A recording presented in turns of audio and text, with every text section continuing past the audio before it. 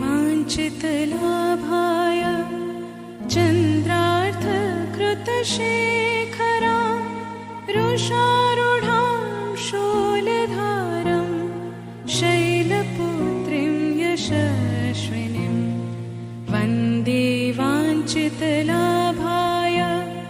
चन्द्रार्थकृतशेखरां रुषारूढां शूलधारं शैलपुत्री यशस्विनीं वन्दे वाञ्छितलाभाय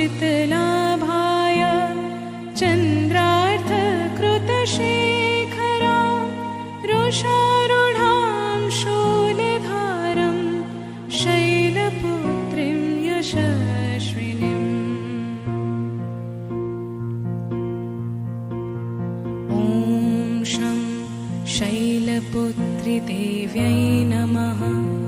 ॐ शं शैलपुत्रीदेव्यै नमः। ॐ शं शैलपुत्रीदेव्यै नमः। ॐ शं शैलपुत्रीदेव्यै नमः।